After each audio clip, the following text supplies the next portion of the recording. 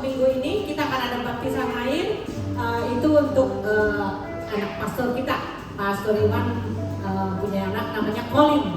Colin akan dibaptis minggu depan. Dia boleh beri aplaus dulu. Colin akan dibaptis minggu depan tepat dengan ulang tahunnya. Iya, jadi minggu besok jam 8 di tempat Bapak. Terus akan ada kebaktian Wolonggong minggu depan. Waktu dan tempat seperti biasa. Yang satu sebelumnya ada itu weekend. Ya, food bank. Oke, komsel akan berjalan seperti biasa hari Senin sampai dengan hari Sabtu. Itu tetap akan ada komsel dengan ketua-ketua komsel yang ada. Saya rasa tidak ada pengumuman yang lain. Mari kita akan mulai ibadah kita. Mari kita satu dulu di dalam doa. Bapak, sungguh kami mengucap syukur Tuhan atas segala pertolongan dan pimpinan-Mu Tuhan sepanjang hari, sepanjang minggu ini Tuhan. Kami bersyukur atas kesehatan, atas pekerjaan, atas keluarga kami, atas apapun yang Kau berikan dalam kehidupan kami ya Bapak. Biarlah Tuhan senantiasa Tuhan di dalam kehidupan kami boleh mempersembahkan menjadi sesuatu persembahan yang indah di hadapan-Mu Tuhan, menjadi berkat dimanapun kami berada ya Bapa. Memberikan kepada kami Tuhan untuk melayani Kau minggu ini, saat ini juga Tuhan, sampai dari pertama sampai habis nanti Tuhan. Kiranya Kau yang mau bertata di dalam ibadah kami sore hari ini ya Bapa. Terima kasih Tuhan. Biar sebentar kami juga akan memuji dan meninggikan nama-Mu. Kami undang Roh Kudus, Kau sendiri yang hadir, Kau sendiri yang bertata menaungi setiap pribadi lepas pribadi, sehingga pribadi lepas pribadi yang mereka yang ada dalam kesusahan, dalam sakit penyakit, dalam apapun juga boleh mereka mendapatkan kekuatan baru, kesembuhan yang daripada-Mu Bapa. Terima kasih Tuhan dan puji nama-Mu. Di dalam berkat nama Tuhan Yesus kami sudah berdoa dan mengucap syukur. Haleluya. Amin.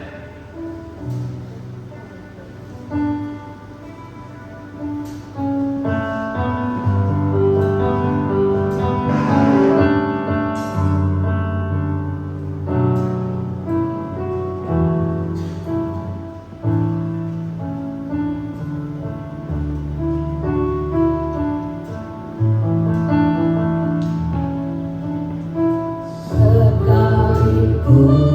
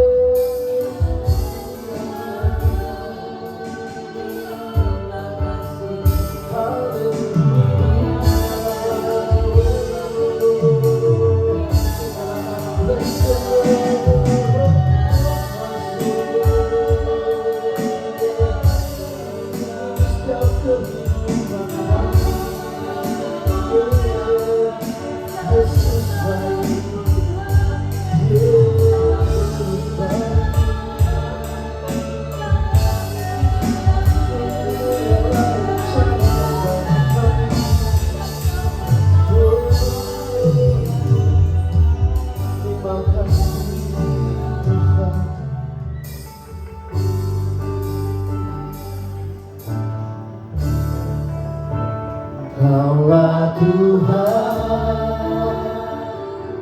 yang berjanji, tak sekali pun Kau ingkari kesetiaan-Mu, sungguh terbukti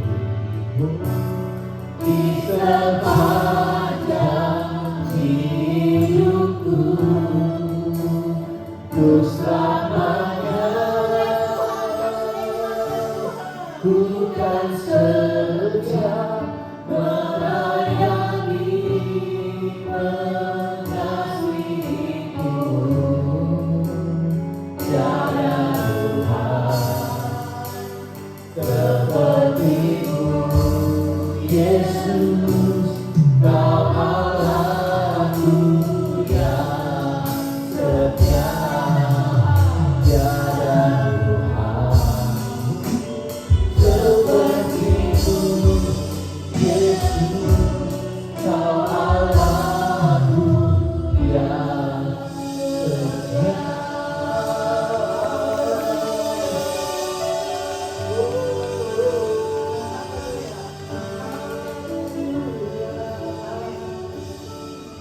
Kami bersyukur Tuhan buat kebaikan-Mu yang selalu indah bagi kami. Saat ini kami mau berglori, memuji, memuliakan nama-Mu. Terpujilah nama-Mu, hanya di dalam nama Yesus yang siap berglori bagi nama Tuhan. Sama-sama katakan amin.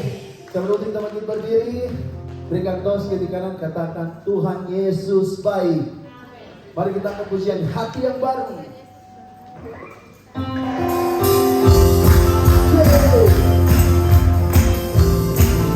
Kami bersyukur Tuhan, kami mengenal-Mu, maka hati kami menjadi baru.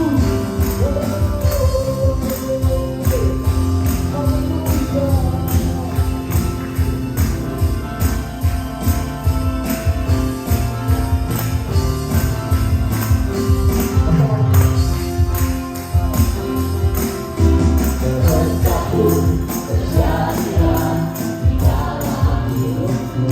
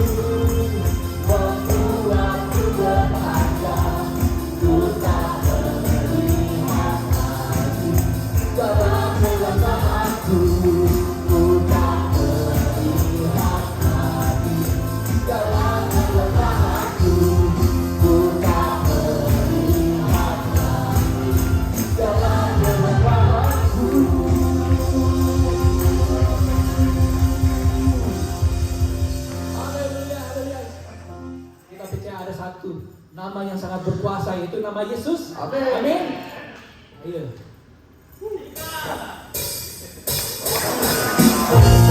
Kita melompat menarikan buat Tuhan. Amin. Kita percaya ada nama Yesus yang membebaskan kita, yang menyembuhkan kita. Amin ya.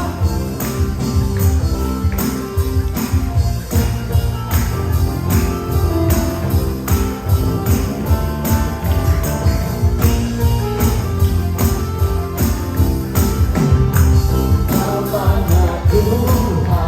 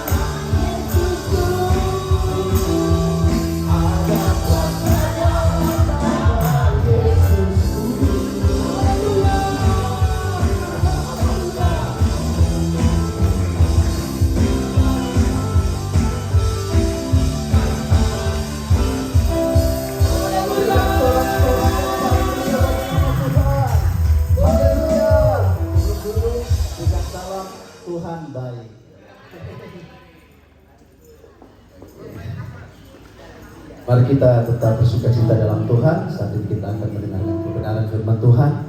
Mari kita merenungkan setiap kebaikan Tuhan, bahwa Tuhan selalu baik dalam setiap kehidupan kita. Sekali Yesus, selamanya Yesus. Hanya Engkau yang selalu mempesona setiap hati kami, Tuhan. Kami bersyukur buat kebaikan-Mu yang selalu baru. Terima kasih.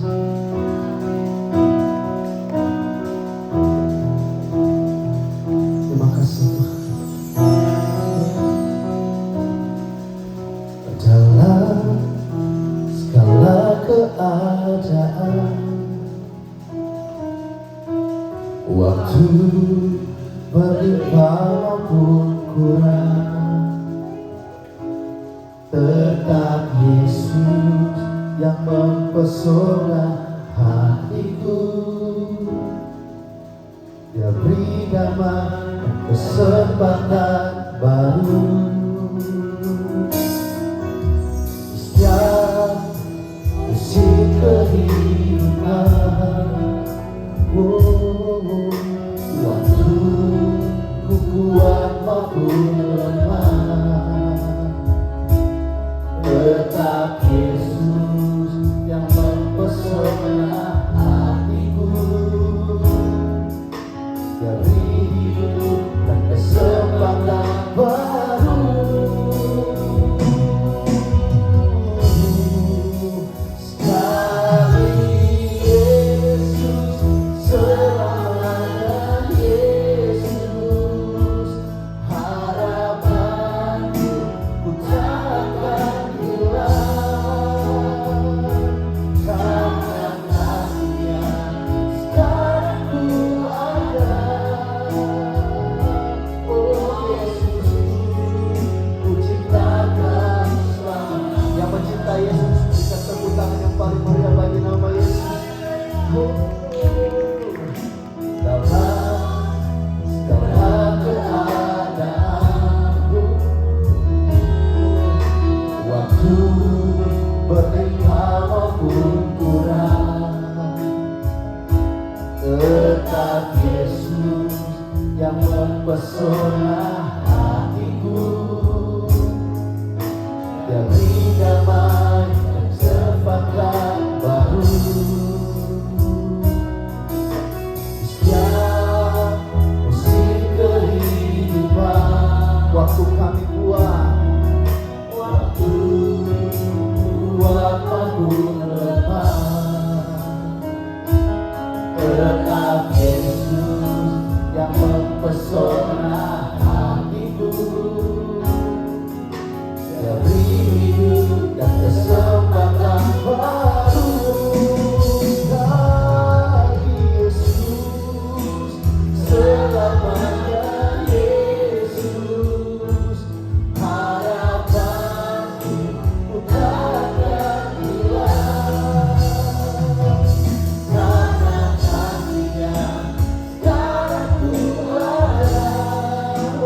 Oh Yesus, ku cintakan selamanya.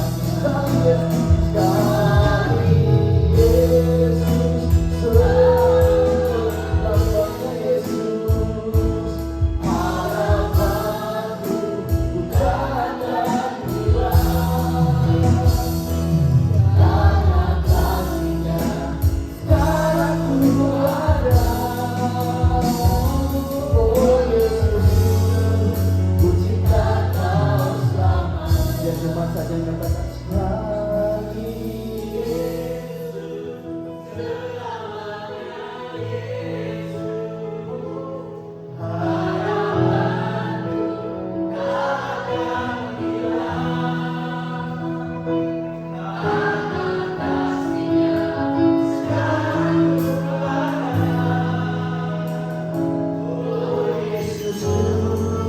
ku cintakan selalu. Sekali lagi dengan sungguh-sungguh. Sekali Yesus, selamanya Yesus.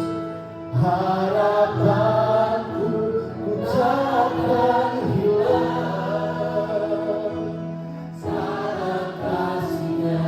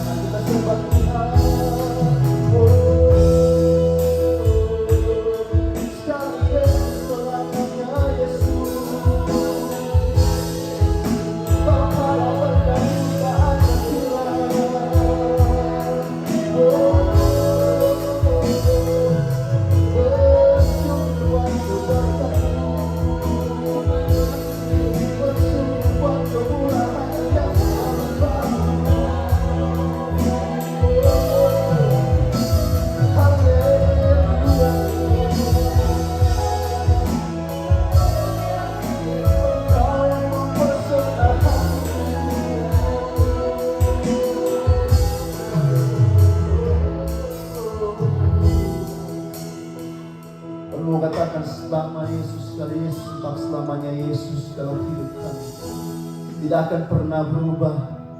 Kasih setiamu bagi kami. Kami bersyukur Tuhan buat yang di hari ini Engkau menuntun kami sampai ke tempat ini dengan segalanya baik. Pemeliharaan begitu nyata dalam setiap kehidupan kami. Kami sangat bersyukur Tuhan. Kami berdoa untuk setiap jemaat-jemaat yang ada di tempat ini.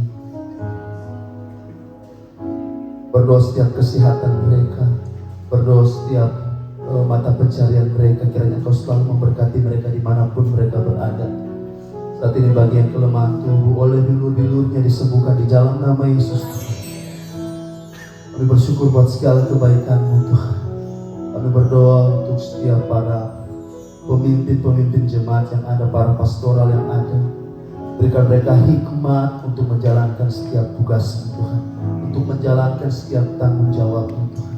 Kami bersyukur buat kebaikan yang Kau berikan bagi kami. Kami berdoa untuk negara kami, negara Indonesia. Kami berdoa di dalam nama Yesus Tuhan. Kami bersekutu di dalam tempat ini. Engkau memberkati setiap pemimpin kami, presiden, wakil presiden, para kabinet yang ada, bahkan para gubernur, bupati, wali kota, dan kepala desa yang ada. Kau memberkati di dalam nama Yesus Tuhan. Berikan hikmat yang berasal dari-Mu sehingga mereka menjalankan setiap roda pemerintahannya sesuai dengan kehendak. Kami berdoa untuk bangsa Australia di mana kami tinggal saat ini. Kiranya Kau selalu membuka lapangan pekerjaan lebih banyak lagi Tuhan. Berikan roh yang takut akan Tuhan kepada para pemimpin-pemimpin di negara ini. Kami tolak dan kami patahkan di dalam nama Yesus. Yang saat ini lagi merajalela, yaitu LGBT, di dalam nama Yesus. Kiranya Engkau selalu hapuskan terjadi hujan pertobatan di tempat ini Tuhan. Terpujilah nama-Mu Tuhan. Kami bersyukur buat kebaikan yang selalu baru dalam setiap kehidupan kami. Kami bersyukur sekali Yesus, selamanya Yesus. Harapanku ku takkan hilang, karena kasih-Nya sekarang ku ada. Oh Yesusku, pujikan Kau selamanya. Oh Yesusku, pujikan Kau selamanya. Oh Yesus, Oh Yesusku, pujikan Kau selamanya. Bapak Kau berkati memberikan firman Tuhan pada sore hari ini Tuhan. Berikan kami telinga seorang murid dan hati seorang hamba, sehingga saat mendengarkan kebenaran firman Tuhan kami dapat mendengarkannya dengan baik Tuhan, dan meresapinya ke dalam hati kami, dan kami akan pulang keluar dari tempat ini membawa firman yang segar akan dibagikan kepada orang-orang banyak di luar sana Tuhan. Terima kasih Bapak, ini kami semua siap mendengarkan firman Tuhan dalam nama Yesus. Haleluya. Amin. Shalom.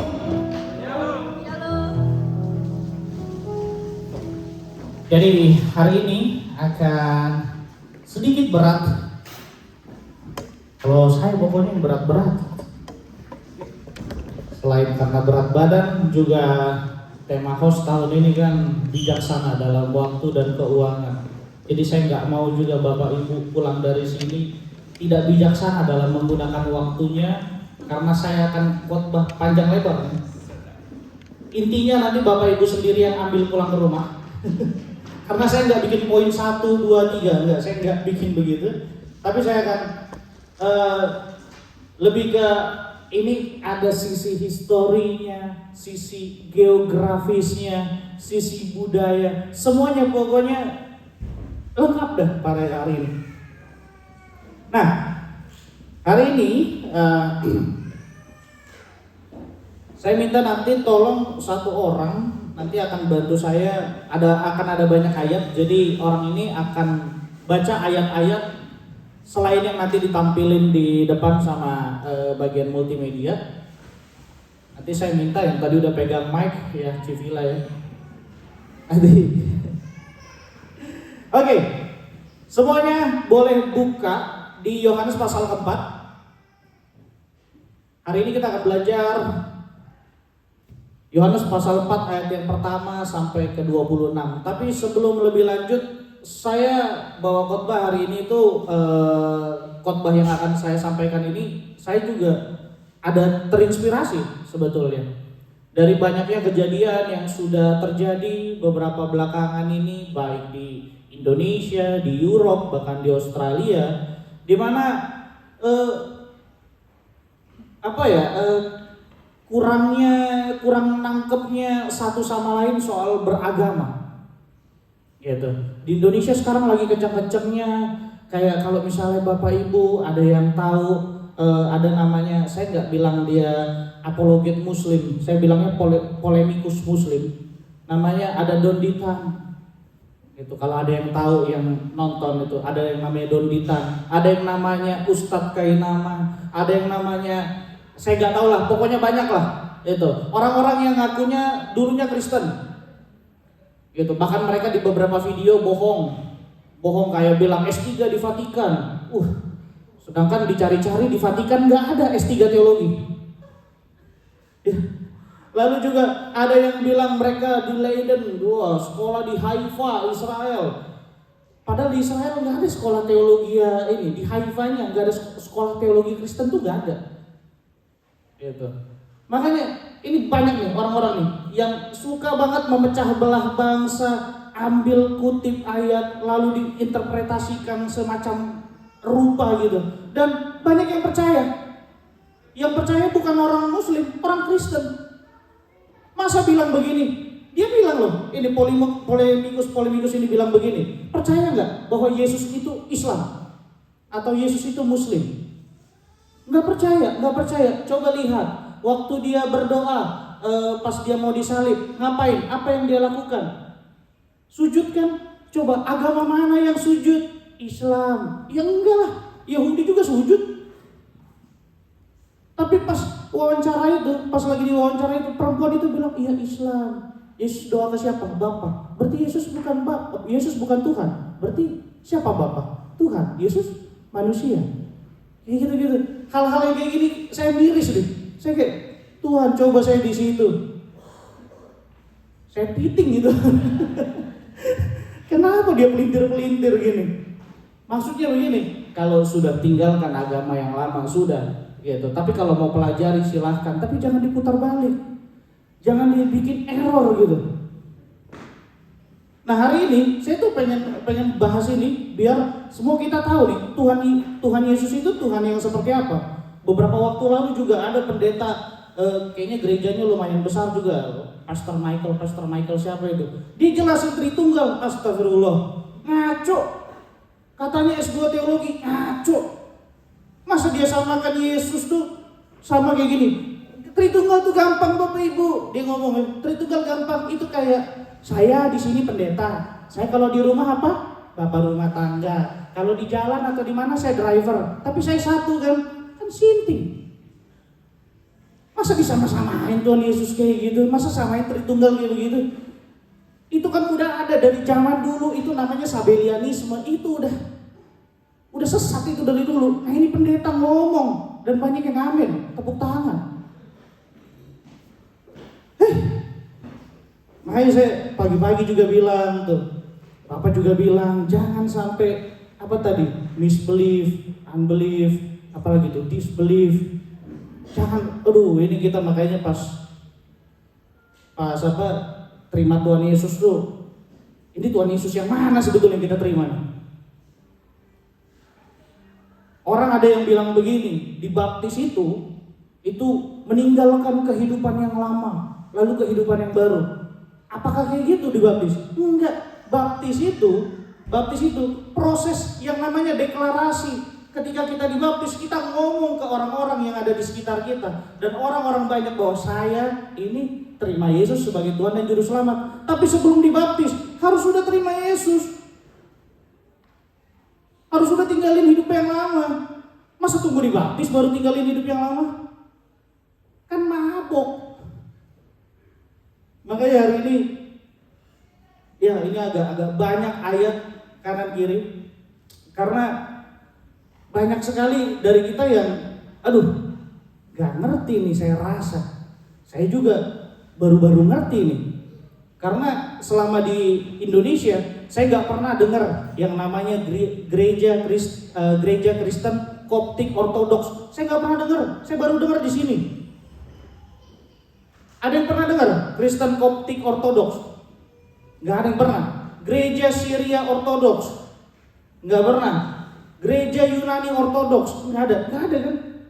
Tapi saya coba ikutin beberapa bulan ini. Ini pendetanya siapa-siapa aja di Indonesia. Ini di Indonesia ada loh. Bahkan gereja Ortodoks Rusia pun ada. Mereka kalau Katolik kan putra altarnya bawa ini kemenyan kan. Kalau Rusia Ortodoks tuh dilempar-lempar gini. Itu kayak gitu-gitu.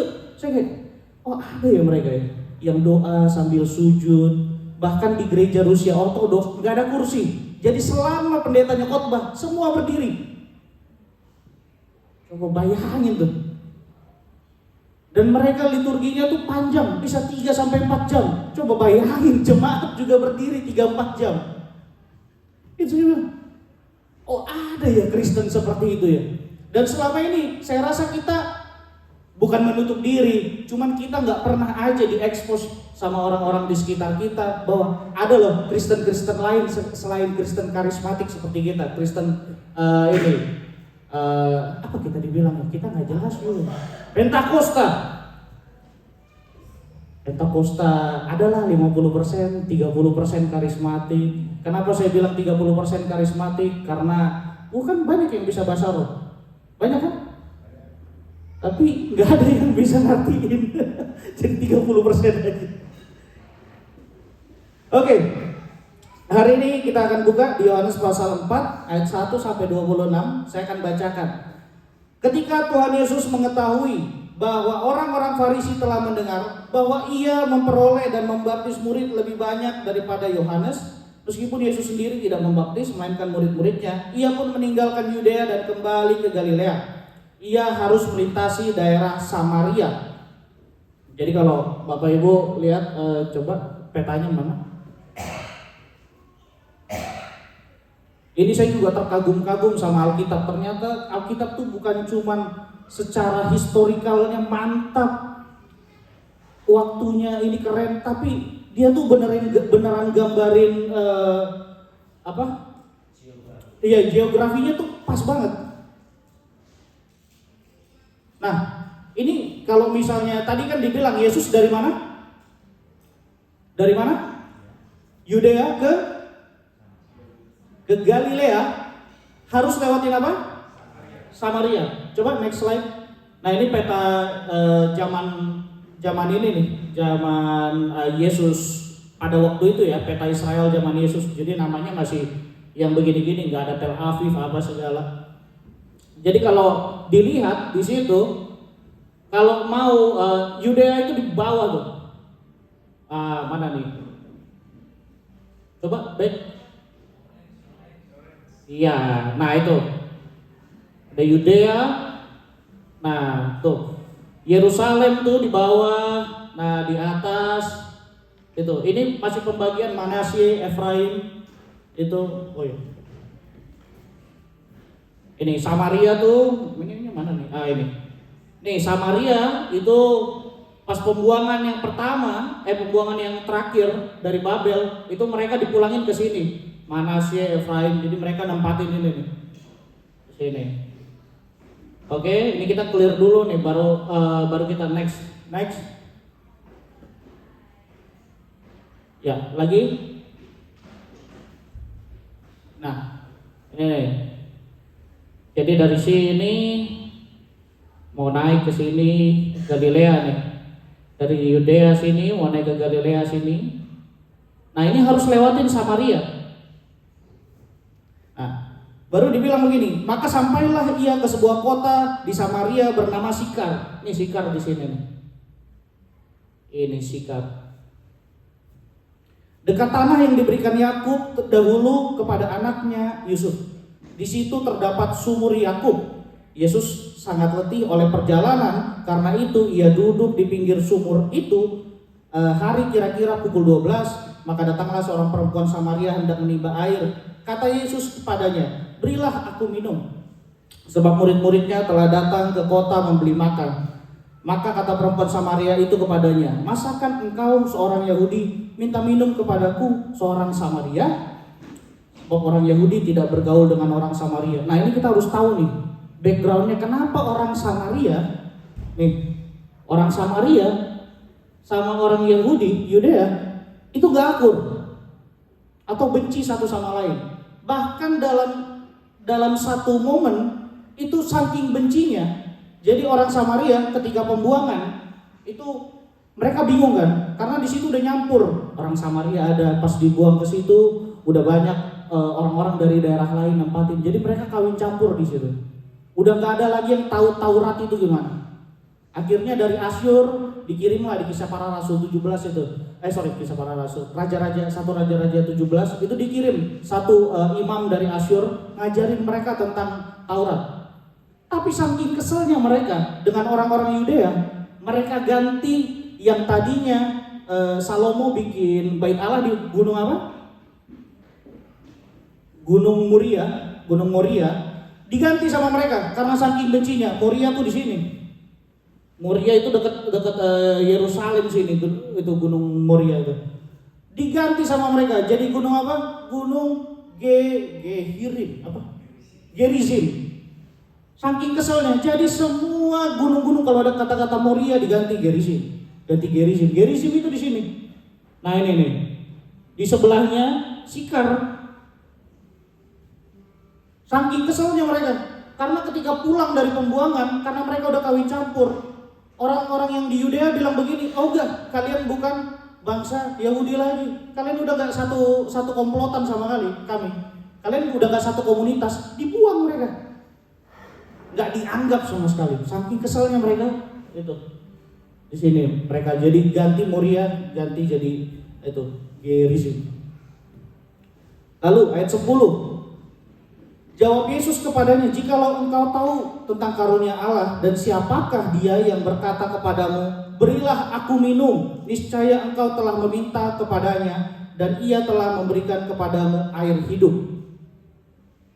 Ayat 11, kata perempuan itu kepadanya, Tuhan, engkau tidak punya timba dan sumur ini amat dalam. Dari manakah engkau memperoleh air hidup itu? Adakah engkau lebih besar daripada bapa kami Yakub yang memberikan sumur ini kepada kami dan yang telah minum sendiri dari dalamnya, ia serta anak-anaknya dan ternaknya? Jawab Yesus kepadanya, barang siapa minum air ini, ia akan haus lagi. Tetapi barang siapa minum air yang akan kuberikan kepadanya, ia tidak akan haus untuk selama-lamanya. Sebaliknya, air yang akan kuberikan kepadanya akan menjadi mata air dalam dirinya, yang terus-menerus memancar sampai kepada hidup yang kekal. Ayat 15. Tuhan, kata perempuan itu kepadanya, Tuhan, berikanlah aku air itu supaya aku tidak haus dan tidak usah datang lagi ke sini untuk menimba air. Oke, berhenti di sini. Jadi ada percakapan Yesus dengan perempuan Samaria yang lagi ngomongin air, ada air nih yang kalau udah minum kagak haus-haus lagi. Ini perempuan masih belum nangkep ini Yesus lagi ngomong apa. Gitu. Perempuan ini cuma tahu bahwa ada air ajaib. Gitu. Ada air ajaib yang ini nih bisa pokoknya dapat udah hilang dahaga seumur hidup. Makanya di ayat ke-16 kayak gak nyambung. Tiba-tiba Yesus bilang gini sama dia, pergilah, panggillah suamimu dan datang ke sini. Loh, ini dari ayat 1 sampai 15 ini lagi ngomongin tadi percakapan apa perempuan Samaria sama Yesus, lagi ngomongin ini kan, air kan. Air dari sumur sama air yang dari ini. Tiba-tiba dia bilang begini, pergilah, panggillah suamimu dan datang ke sini. Saya yakin Yesus tuh nggak sekonyong-konyong tuh bilang ganti topik begitu aja. Enggak lah. Saya justru di sini jadi terkagum. Kok bisa ya? Yesus skat gitu dari situ, tiba-tiba langsung bilang pergi panggil suami. Nah ini dari sini kita bisa belajar bahwa kadang-kadang nih kita dalam hidup pengennya yang nikmat-nikmat aja dari Tuhan. Tapi ketika kita diperhadapkan sama suatu masalah yang mungkin kelihatannya nggak berhubungan sama yang sedang kita hadapi, kita kayak, why Tuhan, why? Kenapa kagak nyambung? Tuhan, saya minta kan, Tuhan berikan saya berkat materi secara banyak. Loh, kok saya disuruh bantu orang? Gitu. Saya lagi susah nih secara keuangan, atau tiba-tiba saya ini lagi udah mepet nih, visa saya bentar lagi udah mepet, udah mau expired, dan saya bingung ini, nanti disuruh tes IELTS kah, tes ini dan ini. Tapi tiba-tiba ada orang datang ke kita curhat sama kita, aduh, entah dia curhat masalah apa, dan kita harus menenangkan dia. Kayak, Tuhan, ini apa ini, kenapa? Kok jadi ada orang mau curhat sama saya juga banyak masalah. Kadang-kadang kita nggak bisa nangkep, apa sih Tuhan, saya kan mintanya A, kok Tuhan kasih masalah B, bukan kasih solusi B. Kadang-kadang kita begitu tuh. Tuhan udah kasih, Tuhan pengen kasih nih air yang menyegarkan, tapi karena nggak nangkep, Tuhan langsung masuk ke intinya. Kayaknya masalahmu ini, oh masalahmu kayaknya kurang peduli sama orang, cuek. Masalahmu kayaknya, ini yang harus diperbaiki ini. Bukan soal materimu yang harus diperbaiki. Ada hal-hal yang lain yang aku tahu yang harus diperbaiki. Lalu kata perempuan itu, aku tidak punya suami. Aku tidak mempunyai suami. Di sini dia ignore deh.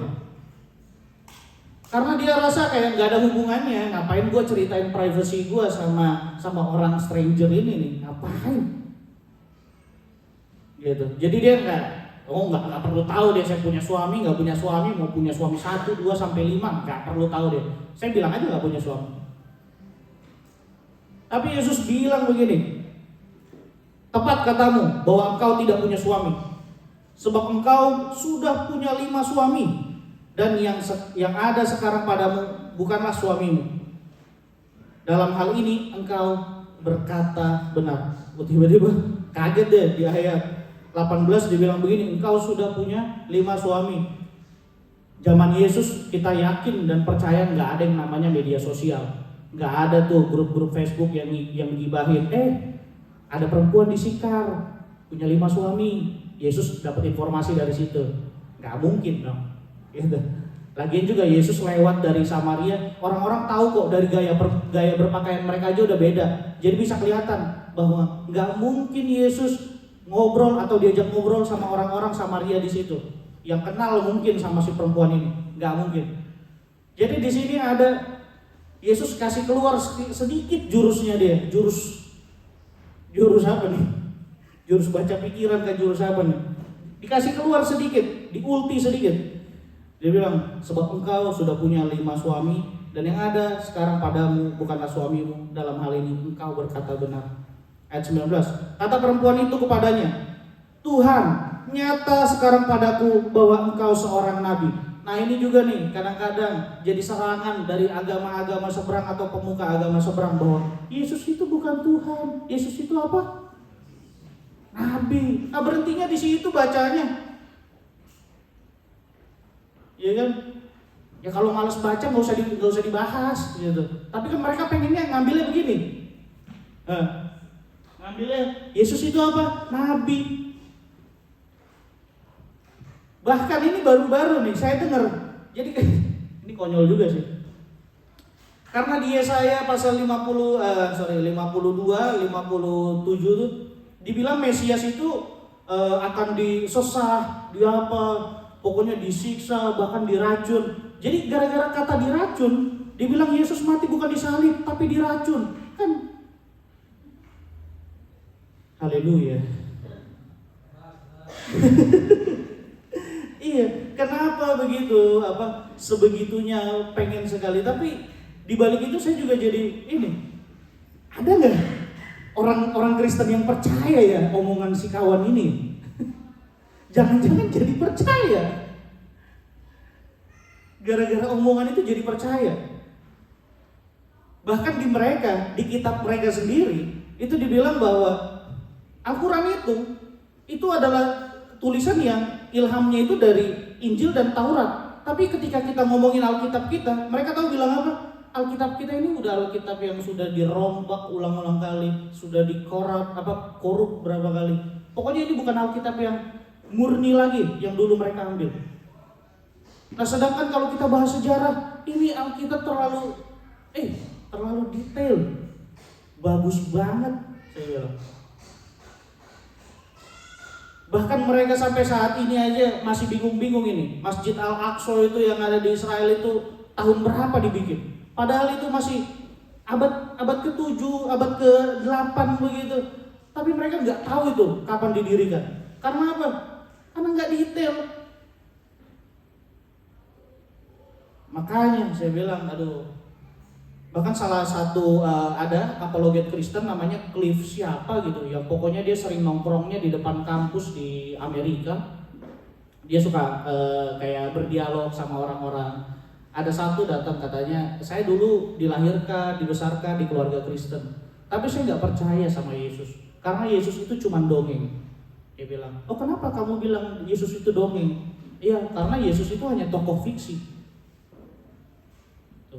Yesus tokoh fiksi, dia bilang, oke, coba kamu kasih tahu ke saya, kenapa Yesus tokoh fiksi? Iya, karena begini-begini, nggak ada yang mungkin bisa kasih 5 roti 2 ikan ke 5.000 orang, bahkan lebih, nggak ada yang begini.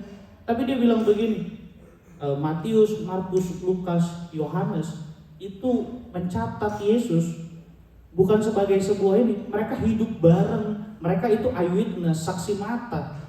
Jadi Bapak Ibu, ini kerennya Alkitab itu. Perjanjian Lama ditulis itu jauh-jauh hari, bahkan Yesaya itu ditulis 450 tahun jauh sebelum Yesus lahir, bahkan 650 tahun sebelum Yesus lahir, itu jauh. Tapi bisa menubuatkan Yesus tuh. Jadi jaraknya tuh ratusan tahun, bahkan dari Musa itu ribuan tahun. Itu udah bisa menubuatkan Yesus dari kejadian itu. Itu kerennya begitu. Nah makanya saya kayak kesel juga. Mungkin orang bilang kayak, beda deh, terlalu membangga-banggakan Kristen ini, sehingga menjelek-jelekkan agama lain ini. Sehingga Bapak Ibu, kalau mau dibandingin Kristen nih, penulisnya banyak, bisa dicari, tahunnya juga bisa dicari. Makanya saya senang banget sama salah satu pendeta, namanya nggak pendeta lah, pembicara begitu, namanya Bambang Nursena. Dia bilang begini, saya kan orangnya agak skeptis ya. Baru mungkin dulu sempat saya tuh kayak yang ibu itu bilang, ya agak progresif dikit lah, yang segala sesuatu dipertanyakan gitu. Tritunggal tuh kayak gimana, konsepnya nggak masuk di akal saya gitu. Tapi gara-gara bertanya begitu, karena memang aslinya pengen cari kebenaran, ya masuk nih. Sampai satu kali Pak Bambang Nursena bilang begini, harus Alkitab tuh bisa berjalan sendiri. Maksudnya Alkitab tuh nggak butuh validasi dari hal-hal lain, dari kitab-kitab lain nggak butuh. Tapi kalau untuk orang-orang yang penasarannya tinggi, jadikanlah sejarah jadi alat bantu untuk mengenal kebenaran. Wah, dari situ saya suka banget sama sejarah saya. Nah, Yohanes 4 ayat 19 ini juga mirip nih. Mirip sama si Nikodemus di Yohanes pasal 3 ayat kedua. Kan dia bilang gini, nyata sekarang padaku bahwa engkau seorang nabi. Nah sekarang kita ke Yohanes pasal 3 ayat 2 coba.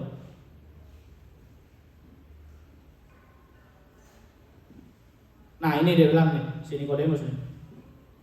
Ia datang pada waktu malam kepada Yesus dan berkata, Rabi, kami tahu bahwa engkau datang sebagai guru yang diutus Allah, sebab tidak ada seorang pun yang dapat mengadakan tanda-tanda yang engkau adakan itu jika Allah tidak menyertainya. Di tahap ini, perempuan Samaria sama si Nikodemus ini sama-sama belum mudeng bahwa Yesus itu Tuhan. Mereka masih nyari-nyari tahu nih, kira-kira hubungan Yesus dengan Allah itu apa? Makanya mereka tebak, yang satu dibilang Yesus sebagai guru, yang satu lagi dibilang Yesus sebagai nabi. Ini mereka belum mudeng. Ayat 20, Yohanes 4 ayat 20.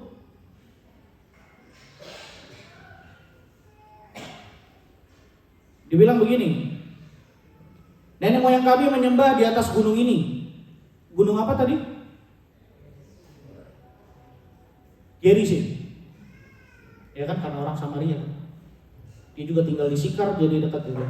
Nenek moyang kami menyembah di gunung ini. Tetapi kamu katakan bahwa Yerusalemlah tempat orang menyembah. Jadi dibilang, tapi orang-orang Yudea bilang di Yerusalem kalau mau nyembah. Ayat 21. Kata Yesus kepadanya, percayalah kepadaku, hai perempuan, saatnya akan tiba bahwa kamu akan menyembah Bapa bukan di gunung ini dan bukan juga di Yerusalem. Kata saatnya akan tiba itu apa ya? Bisa jadi disinggung dan penggenapan dari pada Tuhan yang akan datang, gitu. Percayalah padaku, hai perempuan, saatnya akan tiba bahwa kamu akan menyembah Bapa bukan di gunung ini dan bukan juga di Yerusalem. Jadi dia bilang gini, nanti akan ada waktunya Tuhan datang tuh bukan ngomongin tempat ini, bukan di Gerizim, bukan di Moria, bukan di Yerusalem, bukan di mana-mana. Tapi siapa nanti yang akan disembah? Ayat 22, kamu menyembah apa yang tidak kamu kenal. Kami menyembah apa yang kami kenal, sebab keselamatan datang dari bangsa Yahudi. Ini Yesus lagi mau mempertegas bahwa Mesias atau Juru Selamat hanya akan datang dari bangsa Yahudi. Yesus lahir di mana? Bethlehem, bagian dari Yudea, Yahudi. Tetapi saatnya akan datang dan sudah tiba sekarang bahwa penyembah-penyembah benar akan menyembah Bapa dalam roh dan kebenaran, sebab Bapa menghendaki penyembah-penyembah demikian. Nah ini ketika dibilang akan menyembah dalam roh dan kebenaran. Nah, roh itu kan bersifat metafisik, bukan fisik. Nggak ada yang bisa pegang roh, nggak ada yang bisa lihat roh, kecuali katanya roh halus. Tanya sih, saya seumur hidup nggak pernah lihat sih. Lalu juga kata kebenaran di sini yang dipakai itu kalau dari makna Yunani itu dibilang sebagai sebuah konsep mental atau dari latar belakang Ibrani. Kebenaran ini itu artinya adalah apa yang setia dan dapat dipercaya. Itu nanti kita bisa lihat di Yohanes pasal 17 ayat 3. Civila boleh baca Yohanes 17 ayat 3. Ini tentang kebenaran itu apa nih? Ngomongin kebenarannya apa? Yohanes 17 ayat 3. Yohanes 17 ayat 3, demikian firman Tuhan, inilah hidup yang kekal itu, yaitu bahwa mereka mengenal Engkau satu-satunya Allah yang benar, dan mengenal Yesus Kristus yang telah Engkau utus. Nah, ini kebenaran yang dibilang tuh menyembah dalam roh dan kebenaran. Roh itu kita tahu, kita tadi pagi juga diajarin berdoa dalam roh juga. Ya tentunya menyembah dalam roh, ya menyembah dengan roh yang telah Tuhan berikan itu. Nah ini kebenaran itu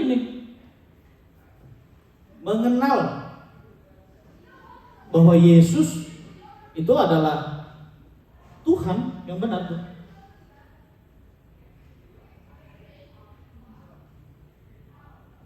Allah itu roh, dan barang siapa menyembah Dia harus menyembahnya dalam roh dan kebenaran.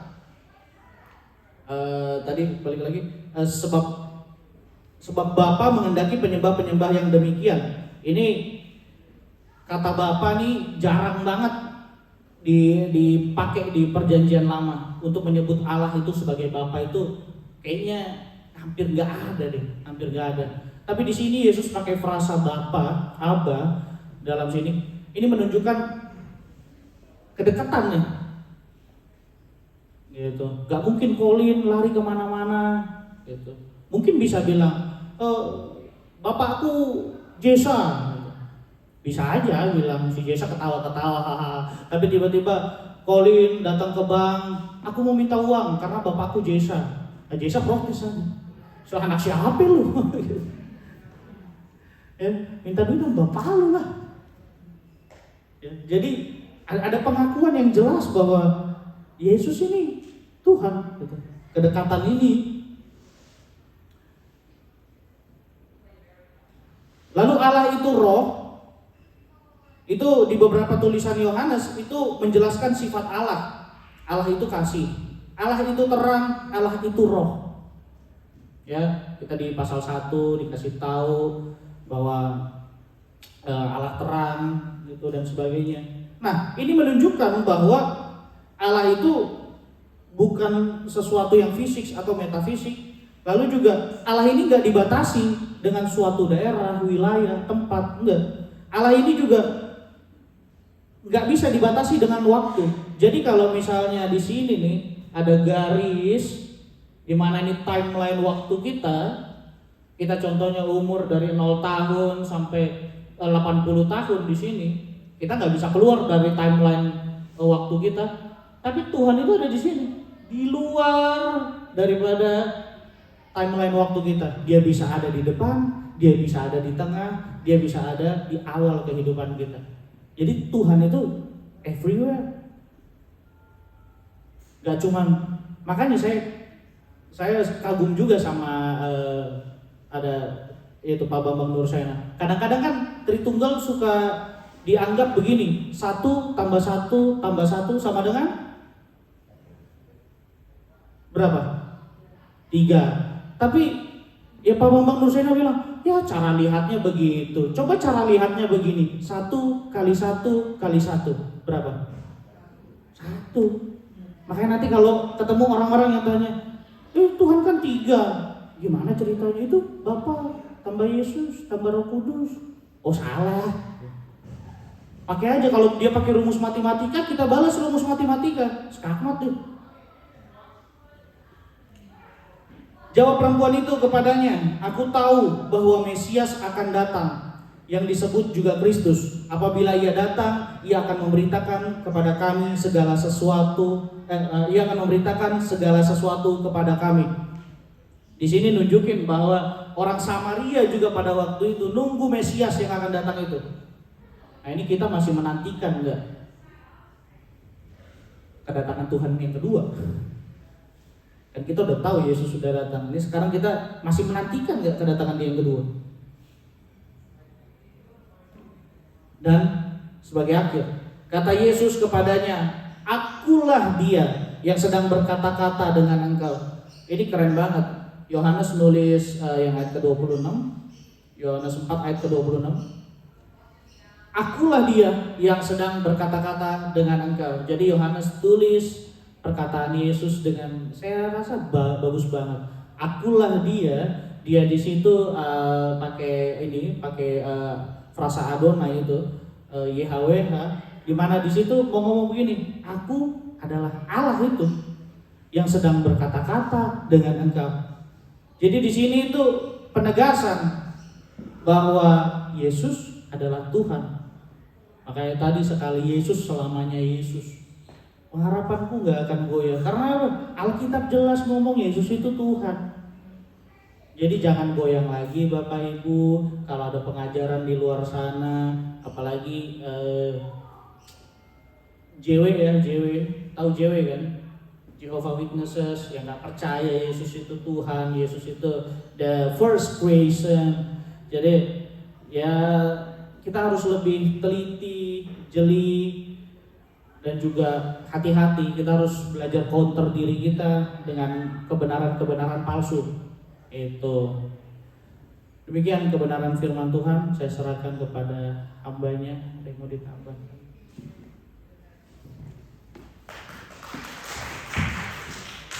Sedikit aja, nanti Benny perjamuan ya. Oke, jadi saya mau highlight bahwa memang kita mesti terus tambahkan firman Tuhan dalam hidup kita supaya firman yang benar itu terus masuk dalam hidup kita. Karena kalau tidak, begitu gampangnya kita disesatkan. Dan Alkitab mencatat bahwa di akhir zaman ini banyak sekali penyesat-penyesat, banyak sekali guru-guru palsu, banyak sekali nabi-nabi palsu yang itu memang tujuannya adalah mengganggu, menggoda dan menggoyahkan iman kita. Makanya jangan sampai kita itu nggak belajar akan firman Tuhan sehingga kita gampang digoyahkan.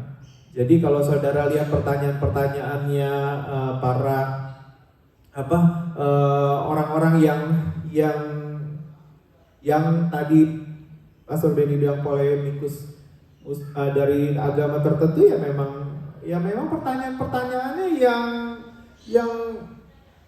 ya miring sana miring sini gitu, dan mereka pakai Alkitab loh. Mereka belajar khusus Alkitab, mencari-cari kesalahannya, mereka cari-cari. Nah, sedangkan kita yang beragama Kristen, kita tidak mau baca Alkitab kita. Jadi mereka semakin tahu ayat-ayat yang ada di dalam Alkitab, tapi mereka pakai itu buat mengganggu keimanan kita. Sedangkan kita yang ada di sini, kita tidak mau belajar firman Tuhan, dan akhirnya ya begitu gampangnya kita disesatkan. Karena kalau kita kenal suara gembala kita, harusnya kita jadi domba yang tidak tersesat. Alkitab berkata bahwa domba itu harus kenal suara gembalanya. Kalau kita kenal suara gembala kita lewat firman-firman yang tertulis dalam hidup, dalam firman Tuhan ini, harusnya kita tidak tersesat karena kita kenal siapa gembala kita. Nah saudara, ayolah kita belajar, gali terus kebenaran firman Tuhan, sehingga kita gak gampang ditipu oleh banyaknya pengajaran-pengajaran palsu yang ada di luar sana. Amin saudara. Ya, masih percaya kan kepada Tuhan Yesus? Masih percaya kepada Allah Tritunggal? Masih percaya bahwa Tuhan kita satu bukan tiga?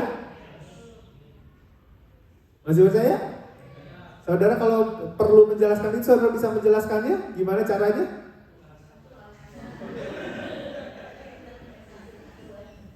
Ayatnya ada di mana?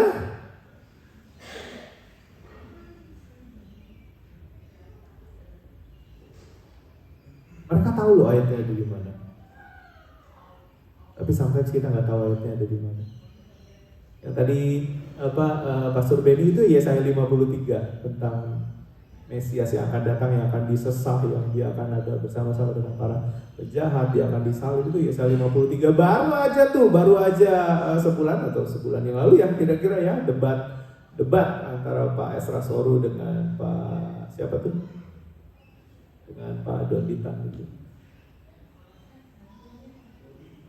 Dondi.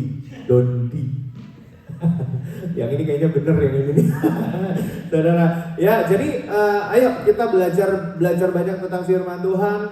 Ada tugas-tugasnya masing-masing. Para apologet itu bertugas jadi benteng pertahanan supaya iman orang Kristen tidak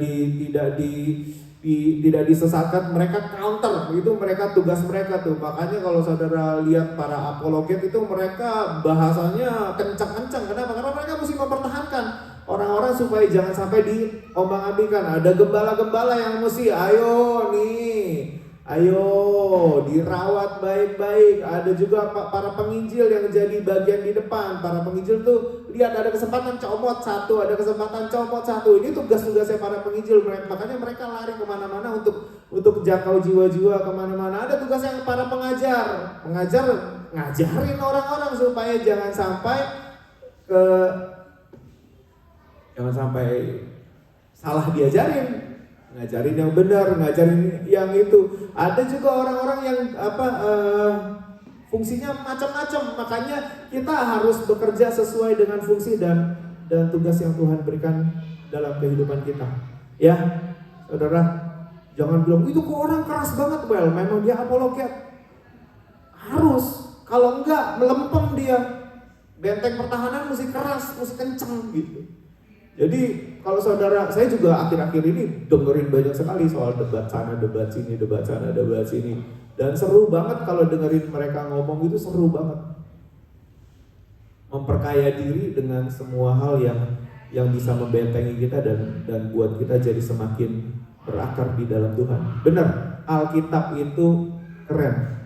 Banget keren. Ditulis oleh banyak sekali orang dalam kurun waktu yang banyak sekali, tetapi fokusnya cuma satu, memberitakan tentang Kristus Tuhan kita. Amin saudara. Yuk sama-sama kita berdiri, kita mau terima perjamuan kudus. Silakan Pastor Benedis boleh pimpin kita di dalam perjamuan kudus.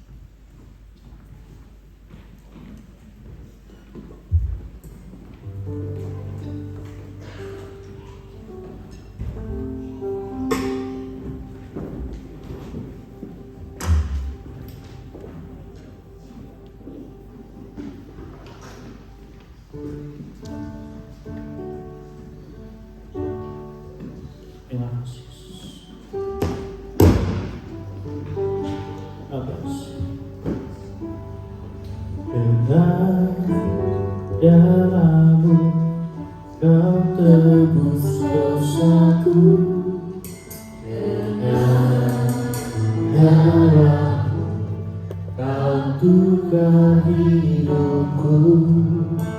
Ini aku sepenuhnya milikmu.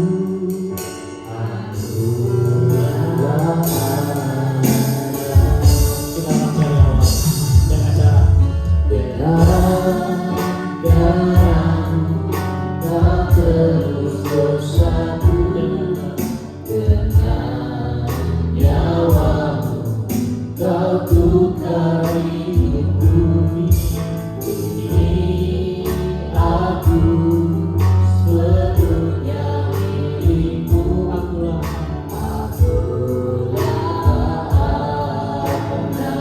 Yesus, Yesus.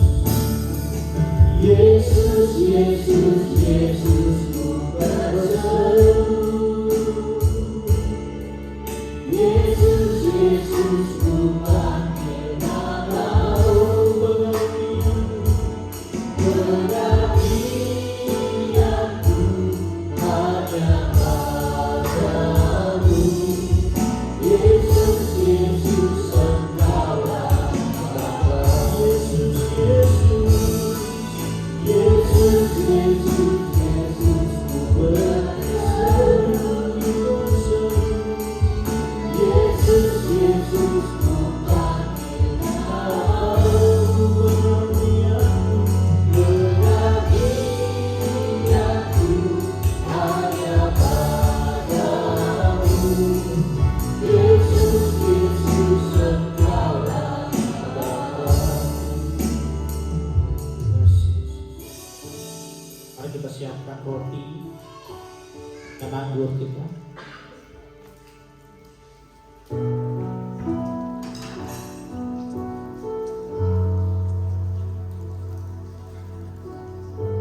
Firman Tuhan berkata, sebab apa yang telah kuteruskan kepadamu telah kuterima dari Tuhan, yaitu bahwa Tuhan Yesus pada malam waktu ia diserahkan, mengambil roti, memecahkannya, mengucap syukur kepadanya, berkata, inilah tubuhku yang diserahkan bagi kamu, perbuatlah ini menjadi peringatan akan aku. Mari kita makan roti yang melambangkan tubuh Kristus dalam Yesus.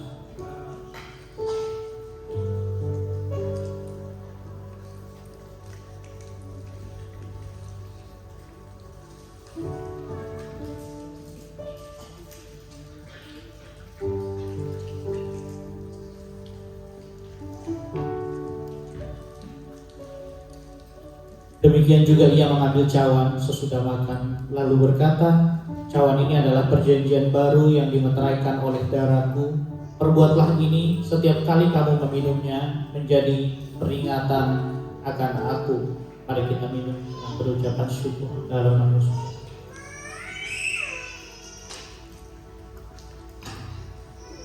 Sebab setiap kali kamu makan roti dan minum cawan ini, kamu memberitakan kematian Tuhan sampai Ia datang. Terima kasih. Yesus, Yesus, Yesus, ku berseru. Yesus, Yesus, ku panggil namamu. Pengabdianku hanya padamu. Yesus, Yesus,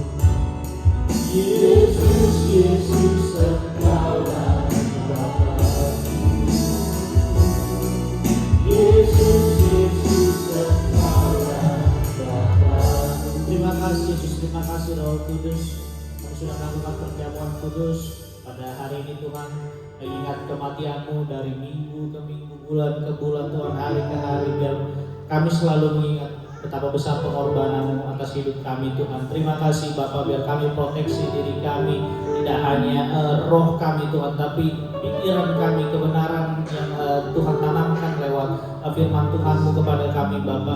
Biarlah kami juga dapat mempunyai filter hikmat daripada Tuhan untuk menyaring setiap kebenaran-kebenaran palsu yang ada Tuhan, tidak terjerat ataupun salah dalam mengerti firman Tuhan. Terima kasih Bapak, terima kasih Roh Kudus. Ini kami semua dalam nama Tuhan Yesus. Haleluya. Amin.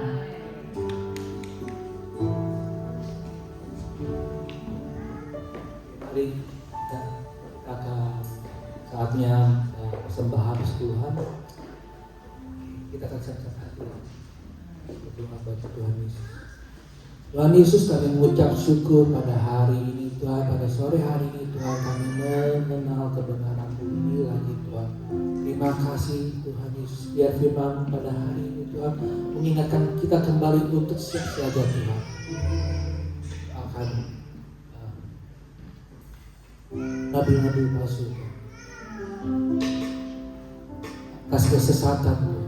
Terima kasih Tuhan, terima kasih Tuhan, terima kasih biar Tuhan atas Pastor Benny Tuhan, dan atas firman-Nya Tuhan, Kau berkati kehidupannya Tuhan, Kau sertai kehidupannya lebih lagi Tuhan, supaya Kau memakai dia lebih dahsyat lagi Tuhan. Terima kasih ya Tuhan.